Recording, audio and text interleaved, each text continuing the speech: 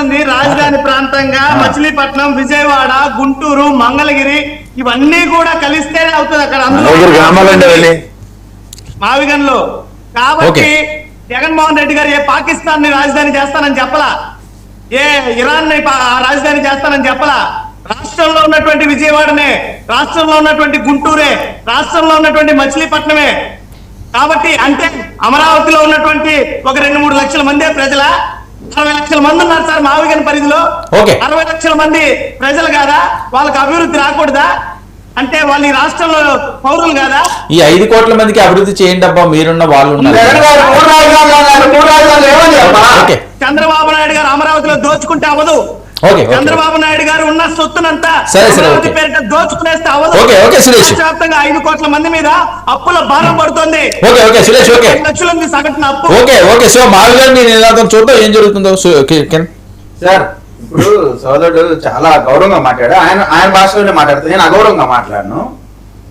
జగన్మోహన్ రెడ్డి గారిని ఒక దొంగని డబ్బులు వెనకాల మేము మంత్రి మండలి మీటింగ్ పెడితే వెనకాల సంచులు దొంగతనం చేసుకెళ్ళిన దొంగ ఆయన చేసే నేరాలకి మేము సాక్షులు కాదు లేదా ఆ నేరానికి మేము బాధ్యులు కాదని చెప్పినటువంటి బొత్స సత్యనారాయణ గారు, ధర్మాన ప్రసాద్ గారు, ఇంకా అనేక మంది నాయకులు మనం మాట్లాడేటువంటి మాటలు చివరికి వాళ్ళని తెచ్చి మంత్రివర్గంలో తెచ్చి ఒళ్ళో కూర్చోబెట్టిన పరిస్థితి. రాజశేఖర రెడ్డి గారిని తాగుబోతున్నారు కూడా, రాజశేఖర రెడ్డి గారి తాగుబోతున్నారు తెచ్చి ఒళ్ళో కూర్చోబెట్టినటువంటి జగన్మోహన్ రెడ్డి గారు మీరు మాట్లాడలేదు కదా, ನೀವು రాయాలి తాగుబోతున్నా.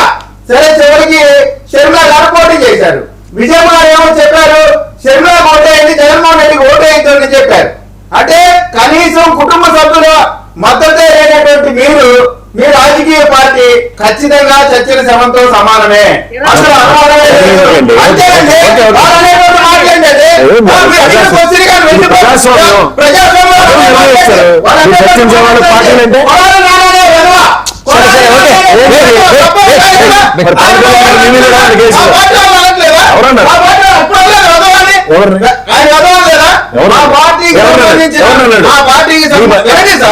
మా పార్టీకి సంబంధించిన ఆర్పీని వేదవాన్ని అన్నాడా లేదా? ఆయన అన్నాడు. తప్పు మాజీ ఎమ్మెల్యేని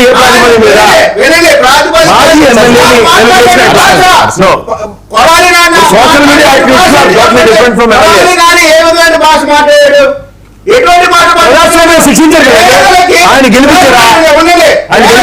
పేద పిల్లలకి సన్న బియ్యం పెట్టడం అనేటువంటి మాట అడిగితే విలేకరులు అమ్మమ్మ ఊరు మాటలు మాట్లాడారు. అంటే పేదలంటే పేద పిల్లలంటే ఆయనకు అంత లోకువా?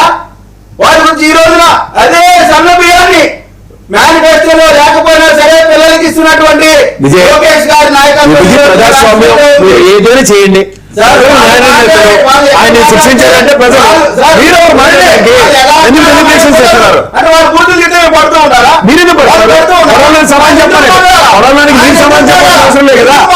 మీ స్థాయి కలిగిన ఎమ్మెల్యే మాట్లాడండి సరిపోతుంది.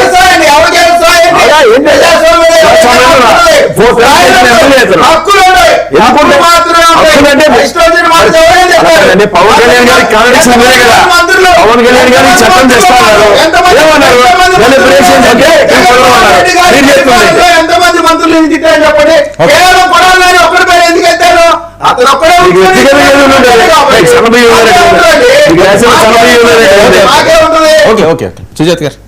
సార్. సురేష్ గారు మాట్లాడుతూ ఇంకా వైసీపీ వాళ్ళు తీరు మారదు అని ఇంకొకసారి మళ్ళీ స్పష్టం చేశారు. ఎందుకంటే రాజకీయాల్లోకి ఎవరైనా వచ్చేది ప్రజాసేవ చేయడానికి వస్తారంటారు, కానీ వీళ్ళ లెక్కలు ఎలా ఉంటాయంటే ఎప్పుడు పోటీ చేశారు, ఎవరితో పోటీ చేశారు, ఎవరితో పొత్తు పెట్టుకున్నారు అన్న టాస్కే కానీ వీళ్ళకి ప్రజలకు ఎంత సేవ చేశారు అన్నది ఎప్పుడు వీళ్ళకి కొలమానం కాదు. ఎందుకంటే పవన్ కళ్యాణ్ గారు పార్టీ పెట్టిన రోజు నుంచి ఈ రోజు వరకు కూడా ప్రజలకు అండగా నిలబడ్డారు. అప్పుడు పోటీ చేయనప్పుడు కానీ ఇప్పుడు అధికారంలో ఉన్నప్పుడు కూడా ప్రజలకు అండగానే ఉండే పార్టీ జనసేన పార్టీ. మీరు రాజకీయాల్లో వచ్చినప్పుడు ప్రజలకు ఎంత అండగా ఉన్నా అన్నది కొలమానం అండి. అంతేగాని ఎవరితో పట్టు పెట్టుకున్నా అన్నది పొత్తులు అన్నవి రాజ్యాంగ విరుద్ధం ఏం కాదు. మీ వైసీపీకి నచ్చట్లేదు, పొత్తుల్లో ఉంటే మీ కర్మ ఎవరికి అయిపోతారని మీకు భయం. ఆ భయం అని చెప్పండి. పొత్తులు పెట్టుకుంటే మీకెందుకు, సింగిల్ గా వస్తే మీకెందుకు? ఇంకా సిగ్గుండాలండి అదే మాట పెట్టుకొని మాట్లాడటానికి. ఆపండి, ఇంకా మీరు మారండి. అదే మాట మీరు సింగిల్ గా పోటీ చేశారా? మీరు పొత్తులు పెట్టుకుని వచ్చారా? ఏంటది? ప్రజలకు ఏం చేస్తారో చేయండి. 151 సీట్లు గెలిచిన తర్వాత మీరు ప్రజలకు ఏం చేశారు?